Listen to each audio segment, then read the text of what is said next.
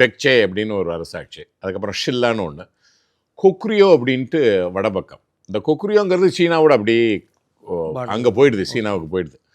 அப்போ இந்த கொக்ரியோ இவங்கள்லாம் வந்து சீன இனக்குழுக்கள். ஓகே, அங்கேயே வந்து உண்மையிலேயே அது ஒரு ரொம்ப சுவாரஸ்யமான விஷயம். அது இந்த காயாங்கிற இடத்துல மட்டும்தான் தமிழ் ரத்தம் இருக்குது, வேறு எங்கேயும் கிடையாது. ஓகே, இந்த ரத்தம் தான் வந்து ஜப்பான்லேயும் இருக்குது. இது எப்படின்னா, நான் வந்து பேராசிரியர் காம்பே அவரோட பேசினேன். அவர் என்னுடைய பேச்சை கேட்டுட்டு உடனே வந்து எங்கிட்ட பண்ணால், நாங்கள் ரெண்டு பேரும் பேசினதுக்கப்புறம் என்னை சப்போர்ட் பண்ணி அவர் ஒரு பேப்பர் எழுதியிருக்காரு.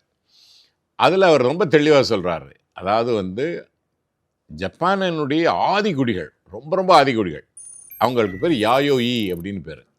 யாயோயி, ஆய் ஆய் யாயோயி. ஓகே, இந்த ஆய் மக்கள் வந்து காயா இங்கே வந்துட்டு எஸ்டாப்ளிஷ் பண்ணிவிட்டு அப்படியே அங்கேருந்து ஜப்பான் கிட்டக்க தான். ஓகே, போட்டில் போயிடலாம். அப்போ அவங்க தான் அந்த ஆதிக்குடிகளாக அங்கே யாயோயி இன மக்களாக இருந்திருக்காங்க.